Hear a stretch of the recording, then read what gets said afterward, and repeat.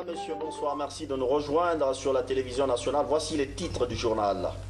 Mobilisation des ressources financières. Le forum de Conakry s'est ouvert ce jeudi. Les travaux portent sur comment trouver et mettre les fonds au service du développement. La FAO soutient le programme guinéen de protection de l'environnement. Des cadres de cette institution ont rencontré la délégation guinéenne en marge des travaux de la COP22 à Marrakech. Sport, après une première sortie ratée, le Sili national est condamné à la victoire. Le rendez-vous de dimanche est capital pour la suite de l'aventure. Guinée-RDC, c'est un classique du football africain. Voilà pour les titres. Bonsoir à tous. Tout d'abord, la session ordinaire du Conseil des ministres ce matin. Parmi les sujets à l'ordre du jour, l'évaluation des comptes publics avant fin 2016. Le président Alpha Condé demande également la mise en place d'une centrale d'achat de biens et services. Compte rendu, Mahmoud Bari. Le Conseil des ministres a tenu sa session ordinaire sous la haute présidence du chef de l'État, professeur Alpha Condé. 4 points étaient à l'ordre du jour. Au titre du premier point, le président de la République a félicité l'ensemble du gouvernement pour la conclusion de la 8e revue du programme avec le Fonds monétaire international dans le cadre de la facilité élargie de crédit. En prévision du prochain séjour en Guinée d'une mission de la Banque islamique de développement, le président de la République a instruit Madame la ministre des Travaux publics de prendre toutes les dispositions pour les travaux d'évaluation des projets routiers financés par cette institution. À cet effet, le chef de l'État a insisté pour que les études initiales ou actualisées des voiries de Conakry et de l'axe Koya-Dabola soient disponibles avant l'arrivée de cette mission. Le président de la République a demandé au gouvernement de tirer les leçons du dernier pèlerinage à la Mecque afin de prendre toutes les mesures correctives nécessaires à la réussite du prochain pèlerinage. Et un rapport sans concession de tous les dysfonctionnements qui ont été constatés devra être soumis dans les meilleurs délais. Au titre du deuxième point de l'ordre du jour, le Premier ministre a introduit le compte-rendu des sessions ordinaires du Conseil interministériel. Au titre de l'examen de texte, le ministre de la Ville a soumis le projet de décret portant modalités de collecte et d'affectation des ressources pour le financement du logement social. Il a indiqué que selon les études réalisées par son département, les besoins de logement dans notre pays sont estimés à 100 000 unités par an sur 10 ans. Le ministre a soutenu que pour atteindre cet objectif, la Guinée s'est dotée d'un code de la construction et de l'habitation qui prévoit dans ses dispositions le financement du logement social en indiquant les sources. Pour la session du mercredi 2 novembre, au titre de la communication, le ministre du Budget a fait une communication relative à un nouveau mécanisme de couverture des risques à l'investissement en Guinée. Il a fait noter que de 2012 à 2016, l'investissement public a varié entre 5 et 7% du PIB, avec une tendance linéaire croissante, alors que l'investissement privé a oscillé entre 15 et 12%, avec une tendance linéaire décroissante. Selon le porte-parole du gouvernement, la ministre de l'Action sociale, de la promotion féminine et de l'enfance a fait une communication relative à l'organisation du forum régional du réseau des femmes africaines, ministres et parlementaires à Conakry. Selon le porte-parole du gouvernement, pour la session du mardi 8 novembre, au titre de la communication, la ministre du Plan et de la Coopération internationale a fait une communication relative au point d'étape du processus d'élaboration du Plan national de développement économique et social, PNDS 2016-2020. Au titre du compte-rendu, le ministre de l'Administration du Territoire et de la Décentralisation a fait un compte-rendu relatif au processus du dialogue politique interguinéen. Le ministre a donc rappelé les différentes étapes qui avaient gouverné ce dialogue qui s'est tenu du 22 septembre 2016 au 10 octobre 2016 et il a rappelé que les points d'attention avaient porté principalement sur l'audit du fichier électoral, la révision de la loi portant création, composition et fonctionnement de la CENI, les élections communales, les indemnisations des victimes des manifestations relatives aux élections législatives de 2013. Au titre de l'examen de texte, le ministre de la Jeunesse a soumis en deuxième lecture l'examen du projet de décret fixant les conditions de création, d'organisation, de fonctionnement et de contrôle des centres d'accueil et de collecte d'enfants et de jeunesse. À l'issue des débats sur les différentes questions soulevées, le Conseil a décidé ce qui suit. 1.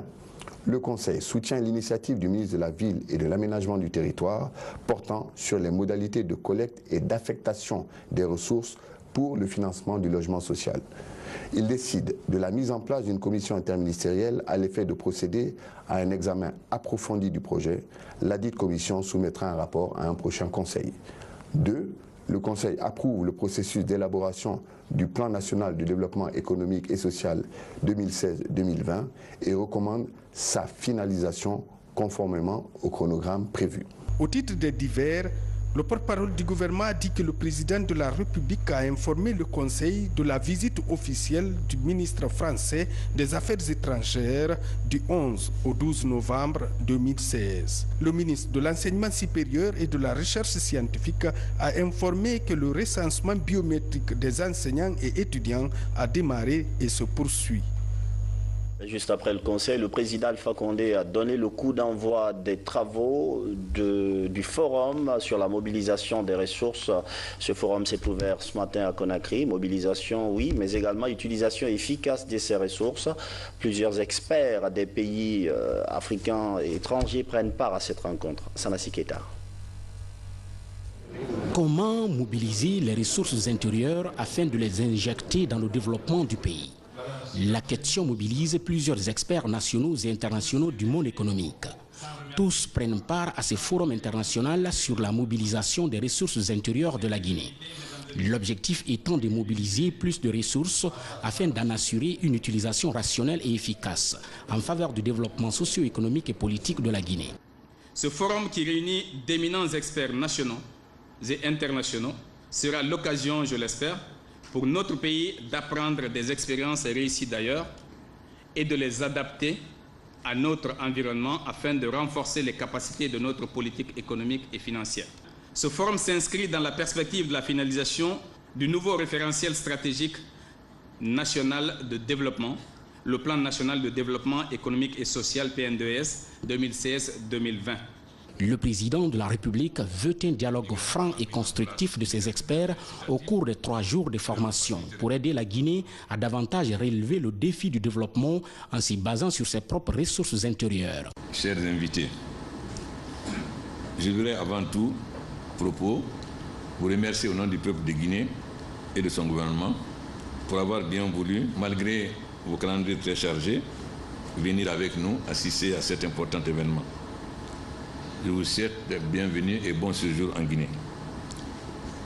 Le thème de ce forum est un sujet primordial dans un contexte de rationnement de concours extérieurs pour le financement du développement de nos pays à faible revenu. Je mesure à sa juste valeur cette importante mobilisation d'acteurs, notamment du secteur privé, d'organisations de la société civile, d'hommes politiques, d'hommes des institutions internationales pour débattre de ce thème. Pour réussir son développement, un pays doit savoir mobiliser ses propres ressources, réduire sa dépendance vis-à-vis de l'aide ou d'autres financements extérieurs. C'est le principe de compter sur ses propres forces que nous avons oublié. Le principe de compter sur ses propres forces, c'est que l'investissement national doit être l'essentiel et les apports extérieurs le complément. Donc, tout en profitant de cette occasion pour féliciter et remercier nos partenaires techniques et financiers pour le soutien qu'ils nous ont apporté, nous devons nous pencher sérieusement sur nos ressources propres. La mobilisation accrue des ressources intérieures en général et publiques en particulier est donc indispensable pour la satisfaction d'une demande sociale de plus en plus pressante et croissante, surtout en termes d'infrastructures socio-économiques. Elle contribue également au maintien d'équilibre macroéconomique et au renforcement de la résilience de notre économie. Un faible niveau de mobilisation des ressources ne peut soutenir durablement le financement du développement et est incompatible avec la réalisation de l'objectif d'émergence de la Guinée qui constitue l'essence de ma vision pour mon pays et le socle de mon projet de société. La mobilisation des ressources domestiques apparaît aujourd'hui comme un véritable défi qu'il faut relever. En effet, nous avons beaucoup d'obstacles. Le ministre du Budget en a cité. L'accroissement des recettes fiscales requiert une forte volonté politique, mais aussi un civisme fiscal. Le civisme fiscal simule la mobilisation des recettes lorsque la légitimité fiscale n'est pas contestable. Lors de la réunion à l'hôtel Camayen avec les partenaires du secteur informel. Il y a un sketch extrêmement intéressant. Les gens disaient nous voulons bien payer les impôts, mais à condition que ces impôts servent à la population. Mais quand les impôts payés vont dans les poches de ceux qui ramassent des impôts, évidemment, nous ne sommes pas prêts à payer. Donc, on ne peut pas demander aux gens de payer les impôts s'ils ne savent pas que les fruits de cet impôt est utilisé pour le bien-être de la société et si c'est capté par les éléments du ministère de l'économie, c'est-à-dire par le secteur des impôts. Vous avez bien dit que vous avez parlé du secteur informel. Nous avons des gens du secteur informel qui font des chiffres d'affaires beaucoup plus élevés que les gens du secteur formel. Mais ils ne payent pas d'impôts. Donc, le tard de la Guinée, c'est qu'on surimpose le secteur formel au point de les asphyxier et on délaisse le secteur informel. Or, en tant que professeur de finances publiques, je sais que l'impôt tue l'impôt. Donc, si vous surchargez le secteur formel parce qu'il est plus facile à contrôler, évidemment, on ne peut pas faire de ressources intérieures. En plus des recettes publiques, l'apport du secteur privé constitue aujourd'hui pour notre pays une source importante de financement du développement par le biais des investissements ainsi que la création d'emplois. Il est évident que tout le monde ne peut pas être fonctionnaire et que pour le développement économique, nous devons compter sur le secteur privé. C'est pourquoi à chacun de mes voyages, je parle avec les gens du secteur privé afin de leur permettre de trouver des partenaires pour des jeunes ventures, ce qui va leur permettre de créer une classe d'hommes d'affaires. C'est la même chose dans le domaine des mines, où avec Winning, nous sommes mis d'accord que des Guinéens aient des blocs, même si c'est des petits blocs, qui seront préfinancés par Winning et rachetés afin de créer, pour que dans le secteur minier aussi, on ait des Guinéens qui soient aussi des opérateurs dans ce secteur-là, parce que nous ne pouvons pas être un scandale géologique et que nos mines ne soient exploitées que par des étrangers. Mobiliser le financement privé va de pair avec un environnement propice aux affaires qui a tenu de différents risques. Malheureusement, notre ministère des Finances n'est pas organisé dans ce sens. Parce que pendant que les autres pays cherchent à attirer les investisseurs, nous avons créé ce que nous appelons ticket d'entrée. Comment voulez-vous attirer les gens qui investissent quand vous leur demandez déjà de payer quelque chose? L'intelligence, c'est de laisser les gens investir quand ils seront là. Progressivement, maintenant, on peut leur demander des charges. Mais si dès le départ, vous leur demandez de l'argent, comment voulez-vous qu'ils investissent? Donc, on n'a pas un esprit de mobilisation. Ensuite, le grand défaut de la Guinée, nous avons peur de nous endetter. Malheureusement, s'endetter, Carlos, pour les dépenses de fonctionnement est totalement inopérant et dangereux. Mais s'endetter pour les demandes d'investissement, c'est ce qui fait avancer un pays. Nous avons été en Chine. La Chine a annulé la dette. Mais combien? Comme nous ne nous endettons pas pour faire des investissements, la dette que la Chine a eue n'était pas énorme. Ça veut dire que si on s'était beaucoup endetté, la Chine aurait... Voilà. Donc, il y a un changement total de la culture. Je m'excuse près de nos amis du Fonds monétaire. L'autre défaut, c'est que nous ne réfléchissons pas, nous attendons que le Fonds monétaire réfléchisse à notre place. Non, c'est nous qui devons définir notre politique, aller vers le Fonds monétaire. Mais si c'est les autres qui réfléchissent à notre place, finalement, on ne peut pas faire avancer le pays. Les cas guinéens manquent de courage économique et politique. Ils ne peuvent pas se prendre en charge, dire voilà ce que nous voulons et convaincre les autres que c'est ça qui est bien pour la Guinée. Ce n'est pas quelqu'un qui peut définir ce qui est bien pour la Guinée, c'est les Guinéens qui peuvent définir ce qui est bien pour la Guinée. Il est de la responsabilité du pouvoir public de mettre en place des politiques et des cadres législatifs appropriés pour mobiliser les ressources et les affecter efficacement. Avec la migration, les engagements visant à faciliter les transferts de fonds des migrants par la mise en place de mécanismes vertueux incitatifs peuvent faciliter le financement. Quand on voit ce que les travailleurs maliens ou sénégalais envoient dans leur pays, des sommes qui sont de simples ouvriers, et que nous avons des grands cadres guinéens qui sont dans les grandes sociétés internationales, parce que je vois quand je sors, si nous n'avons pas beaucoup de Guinéens dans les institutions publiques, comme Fonds monétaire, Banque mondiale, nous en avons beaucoup dans les sociétés privées. Mais pourquoi ils n'investissent pas en Guinée? Pourquoi ils n'envoient pas l'argent? Voilà un problème concret qu'il faut se poser par rapport aux travailleurs maliens ou sénégalais ou mauritaniens. Au sortir de ce forum, je nourris le grand espoir qu'un bon diagnostic de notre politique de mobilisation et d'utilisation des ressources intérieures soit fait et assorti de recommandations en termes de réforme et d'actions à mettre en œuvre pour son amélioration. En réalité, si nous ne faisons pas un bon diagnostic, on ne pourra pas espérer mobiliser des ressources internes. Donc il est nécessaire de faire le bon diagnostic. Cela veut dire qu'il faut avoir le courage de mettre le couteau dans la plaie, ne pas cacher ce qui sont aujourd'hui des obstacles, particulièrement au niveau des ministères économiques. Une des tâches de la Guinée, c'est la sédentarisation. Vous avez des cadres dans le ministère des Finances qui sont en place depuis 20 ans. Comment voulez-vous que quelqu'un en place depuis 20 ans, qui a traversé ces différents régimes avec tout le système de corruption, de mauvaise gestion, etc., comment voulez-vous que ces gens-là puissent appliquer une politique de changement? C'est le manque de courage des ministres de demander qu'on change les gens, parce qu'on a peur que telle ethnie dise on a enlevé mon frère, telle ethnie dise on a enlevé mon cousin, etc. Donc, face à ça, on a peur de faire les réformes. Ce qui fait que ces gens qui ont toutes les mauvaises habitudes restent. Alors que la Guinée a une population qui est jeune, nous avons aujourd'hui des jeunes cadres brillants, etc., qui peuvent, lorsqu'ils sont introduits dans l'administration, ils peuvent complètement changer. Mais on a peur, parce qu'on se dit, il y a les élections, il y a les élections. Mais si on a peur des élections, la Guinée n'ira jamais de l'avant.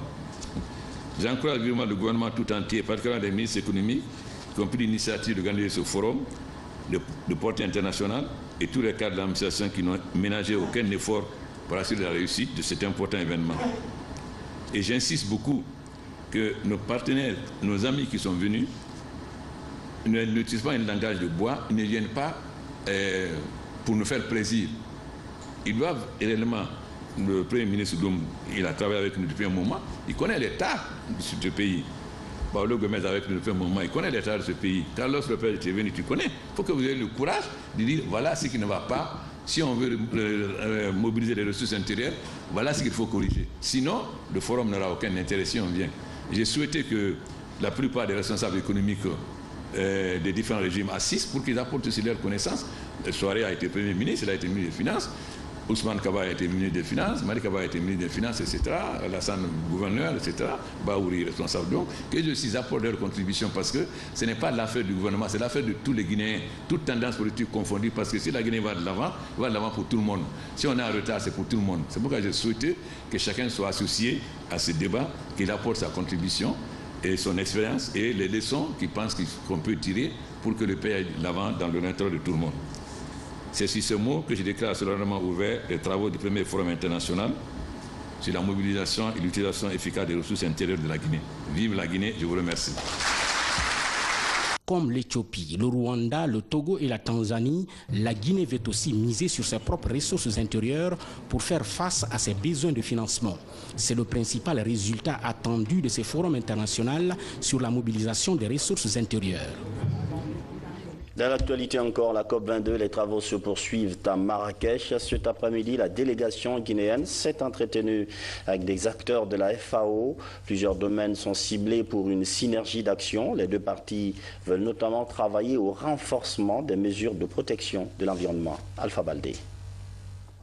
Très active, la délégation guinéenne multiplie les rencontres avec d'éventuels partenaires. Cet après-midi, des représentants de la FAO discutent avec des officiels guinéens. Les échanges portent sur l'appui que l'organisation onusienne pourrait apporter à la Guinée en termes de protection des bassins versants, de reforestation et de production agricole. Nous appuyons la Guinée pour la mise en place d'une stratégie RED au niveau national. RED, c'est la réduction des émissions dues à la dégradation et à la déforestation des forêts. Donc nous appuyons la Guinée pour mettre en place cette stratégie. Donc ça va de la connaissance de son patrimoine qui est très important.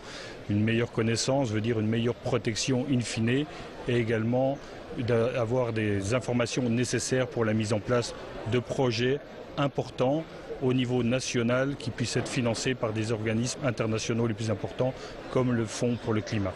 Le département de l'environnement entend profiter de ces rencontres car les besoins sur le terrain sont nombreux. Rien que le fleuve Niger, dont l'importance est sous-régionale, nécessite de nos jours un entretien soutenu pour limiter l'ensablement qui le guette. La Guinée est connue pour avoir des ressources en eau importantes. On peut se dire mais que viendrait-elle faire dans une initiative sur la pénurie d'eau? C'est bien justement parce qu'elle est en tête de ces bassins versants pour ces fleuves qui irriguent toute la région ouest africaine, fleuve Niger, fleuve Sénégal, fleuve Volta, qu'on doit avoir un pays comme la Guinée qui porte une voix importante sur cette initiative mondiale sur la pénurie d'eau. Ils ont présenté leur programme, qu'ils ont un financement qu'ils peuvent mettre à la disposition de la Guinée. Ils sont prêts à nous faire un appui institutionnel. Donc ils ont fait des offres vraiment très intéressantes et que vraiment nous aussi nous avons profité pour poser tous nos problèmes. On avait un projet sous la main, c'est le projet de gestion des écosystèmes en Guinée. Donc on a mis la fiche à leur disposition. Ils nous ont dit qu'il n'y a pas de problème, ils sont prêts vraiment à nous appuyer dans ce sens. Avant la fin des activités, la Guinée compte remplir son panier. La pêche continue et le navire guinéen est engagé à braver vents et marées pour ramener les plus gros poissons à la maison. Comment améliorer les soins sanitaires dans les structures de proximité? Une ONG guinéenne basée aux États-Unis vient de faire don de médicaments et autres produits au ministère de la Santé. Les bénéficiaires sont les centres médicaux des différentes communes de Conakry. Sori de Kera. Un don composé de produits essentiels pour la prise en charge des pathologies courantes et du matériel de base de la chirurgie. Les produits sont destinés à améliorer la qualité des soins dans les 6 centres médicaux communaux de la capitale. Le geste est de l'Alliance guinéenne pour la santé et la résilience en collaboration avec le projet Santé Plus. Dès que quelqu'un est malade, il se dirige d'abord vers les centres de santé, vers les CMC pour avoir des soins. Donc c'est pourquoi nous avons voulu, ensemble avec des cadres d'ici et d'ailleurs, de différentes spécialités, former cette ONG qui a pour ambition de participer par la formation, par la recherche, par la communication à l'amélioration de la santé des populations de la Guinée. Ce don intervient au moment où la relance du système de santé post-Ebola est dans sa phase active. Il vient ainsi appuyer la mise en œuvre de cet ambitieux programme dont l'un des axes majeurs demeure l'amélioration des soins dispensés dans les formations sanitaires. Ce don de produits de santé est vraiment une priorité pour le ministère de la Santé. C'est une priorité pour nos structures, pour la qualité de nos soins. Soyez rassurés que ce don ira vers les bénéficiaires et il sera utilisé à bon escient. L'Alliance guinéenne pour la santé et la résilience est à son premier geste en faveur des structures de proximité de santé de la Guinée. Elle compte appuyer dans les 2 prochaines années les centres de santé et postes de santé du pays dans les domaines de la recherche, de la formation et de la promotion de la santé. Formation, l'intention des femmes gendarmes et policières. La formation porte sur le thème femmes, paix et sécurité. L'objectif est de faire prendre conscience aux bénéficiaires des atouts dont elles disposent pour mieux s'affirmer dans leurs services respectifs. Makale Souma. La participation de la femme sur les questions de paix et de sécurité est très importante. C'est dans ce cadre que ces 150 femmes gendarmes et policières bénéficient d'un renforcement de capacité sur les problématiques du genre, de la paix et de la sécurité. Au programme, l'examen du concept genre, notamment l'égalité des sexes et les obstacles à cette égalité. Cela va leur permettre de parler de leur visibilité vis-à-vis de la société guinéenne, de la motivation, de leur motivation pour encourager les autres à entrer dans l'organisation de la police et de la gendarmerie guinéenne, d'augmenter le personnel féminin dans la police et la gendarmerie guinéenne, ensuite de les préparer aux missions de maintien de la paix. Des échanges sur d'autres questions telles que la promotion du genre, les violences basées sur le genre, les questions de droits de l'homme et de droits humanitaires internationaux sont également prévues. Cette formation me permet de savoir qui je suis par rapport à un homme, qui je suis par rapport à mon service, qui je suis pour la nation guinéenne. Ça veut permettre aux femmes ici, au sein des forces de défense et de sécurité, d'intégrer dans le processus de décision en vue de prévenir les violences basées sur le genre, précisément les discriminations que subissent les femmes au sein des forces de défense et de sécurité. Toutes ces questions seront portées sur l'expérience de la police et de la gendarmerie guinéenne. Le but est d'amener ces femmes gendarmes et policières à être ambitieuses afin de postuler à des postes de responsabilité.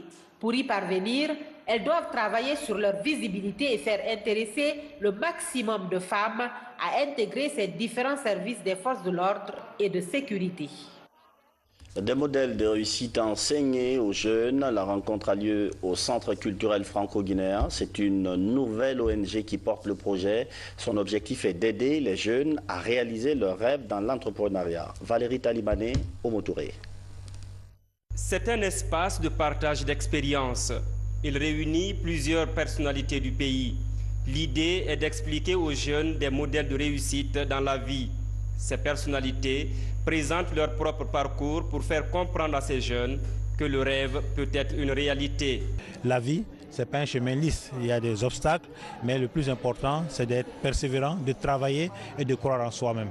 Les élèves et les étudiants sont les principales cibles de ce projet, piloté par une nouvelle ONG locale à travers le projet Think Tank 2.0. J'ai organisé cette conférence dénommée Think Tank 2.0 dans le but de fédérer la jeunesse autour du développement de notre country. Je me suis dit qu'on était dans un contexte socio-éducatif difficile où le divertissement commençait à prendre le dessus sur l'éducation. Donc ce qui serait intéressant, c'est d'appeler des modèles de réussite, des mentors et de dire à la jeunesse, bah, écoutez, rien n'est impossible. Il faut juste croire en soi, croire à ses rêves, croire à son potentiel et le reste viendra tout seul. Je crois que l'enseignement que presque tout le monde aussi a tiré dans la salle, c'est le fait que l'on peut faire tout ce qu'on veut si on y croit. Ça a été une bonne initiative de la part de Kumba Sissé de faire ce truc parce que les jeunes comme nous avons plein de rêves et ça nous encourage à faire plus. Ce projet est à sa première phase. Il va toucher le maximum de jeunes à travers tout le pays. Dans les prochains mois, d'autres espaces d'échange seront organisés avec un panel d'hommes et de femmes. Sport football, la Guinée condamnée à la victoire dimanche contre les Léopards de la RDC. Ce match capital pour le 11 guinéen qui avait déjà raté sa première sortie. Se qualifier pour la Coupe du Monde Russie 2018 passe d'abord par une victoire au stade du 28 septembre. Commentaire, Omar Keng. C'est toujours un combat électrique d'égal à égal qui s'affiche entre le Sili national de Guinée et les Léopards de la RDC, jadis appelés le Zaïre. Cette tradition remonte aux années 70, lorsque les Léopards étaient bâtis autour du TP Mazembe de Lubumbashi, avec Kazadi, Kalala, Karonzo et Tinabou Brinch, et plus tard autour du Vita Club de Kinshasa, avec Mayanga, Kembo, Ndaye et Lobilo. À l'époque, le Sili national respirait l'air du Afia Football Club, avec un certain Suleiman Chérif Ballon d'Or, Petit Souris, Maxime Camara, Joréa et Papa Camara. Un Guinée-Zaïre fut d'ailleurs qualifié de finale avant la finale, à la CAN de 1974 à Alexandrie. Le Zaïre gagne 2-1 et remporte finalement le trophée de cette CAN, Égypte 74. Mais la revanche arrivera d'abord en 1979, lorsque le Sili triomphera en match aller-retour des éliminatoires de Lagos 80. 3-1 à Conakry, 1-2 à Kinshasa, et plus tard en 2004, lorsque la génération de Aboubakar Titi, Morlaï Souma, Fodé Mansare et Pascal Fendouno a battu les Léopards du baroudeur Loua sur le même score de 2-1 aux phases finales de la CAN de Tunis 2004. Revoilà la Guinée face aux Léopards du Congo. Un match qui s'annonce d'égal à égal, ce qu'a préfiguré un certain Guinée-RDC en demi-finale du CHAN de janvier 2016 au Rwanda. Là, les deux équipes en version locale s'étaient tenues à égalité un but partout au terme des prolongations. C'est dire que le Sili national joue un destin très délicat ce dimanche dans les éliminatoires de la Coupe du Monde 2018. Après la malheureuse défaite du 9 octobre 2016 à Monastir face à la Tunisie au cours de la première journée éliminatoire, seule une victoire au stade du 28 septembre au cours de cette deuxième journée peut repositionner en bonne espérance les hommes de Kamfori Lapé dans une poule où le classement provisoire ne leur est pas du tout confortable.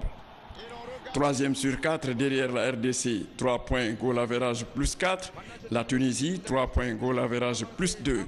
Et devant la Libye, 4e avec 0 points goal average moins 4. Ils ont tout à faire dans cette poule, dont seul le premier, au bout des 6 rencontres, pourra se retrouver en Russie 2018. Guinée-RDC, un virage à ne pas rater. La bataille sera dure, le Chili doit s'imposer. Guinée-RDC, plus qu'un virage, c'est un vrai classique du football africain. Soul Banks est arrivé cet après-midi à Conakry. L'artiste guinéen rentre au bercail avec le trophée Prix Découverte RFI 2016. Et ce n'est pas sa seule moisson. La star du R&B a collectionné quelques trophées cette année. Notre reporter Marie-Angélique Bangora était à l'aéroport de Conakry. Suivez. Tout fier, le prince du R&B atterrit à Conakry avec deux prix intéressants. Le premier est celui que le distingue comme meilleur artiste francophone aux États-Unis, donné par African Entertainment Awards, et le second est le prix découverte RFI 2016. Avec ces deux prix, Souleymane Bangoura Soul Banks compte redonner au showbiz guinéen sa lettre de noblesse. Mon sentiment était qu'il fallait que ce trophée-là vienne en Guinée, parce que nous nous battons pour ça. Nous nous battons pour ça, il faut que nous continuions à se battre, à ce qu'on puisse rapporter encore des trophées beaucoup plus prestigieux que ça encore. Parce que quand on ramène des trophées ici comme ça, c'est la Guinée qui gagne. Et quand la Guinée gagne, nous on aime ça, on aime que la Guinée gagne. En 4 ans de carrière musicale, Soul Banks émerveille de plus en plus. La star guinéenne continue son combat. Il prépare dans un genre singulier un nouvel album intitulé Cosmopolite. Apprêtez-vous parce que ça serait vraiment un album très costaud et tout. C'est une preuve pour moi de faire savoir au monde entier, mais précisément à la Guinée, à l'État guinéen, que nous sommes censés être soutenus. Il y a tellement de talents en Guinée que moi je considère la Guinée comme cimetière de talents, parce que tous les jours que Dieu fait, c'est des talents qui naissent mais qui meurent. Ce vendredi, l'enfant prodige du R&B guinéen présente ses deux prix aux autorités culturelles du pays. Bravo Soul Banks. C'est la fin de cette édition d'information. Merci à vous qui nous suivez depuis Tunkarata, Alola et partout dans le monde. Demain, Mohamed Lamine Solano pour le journal complet. Bonsoir.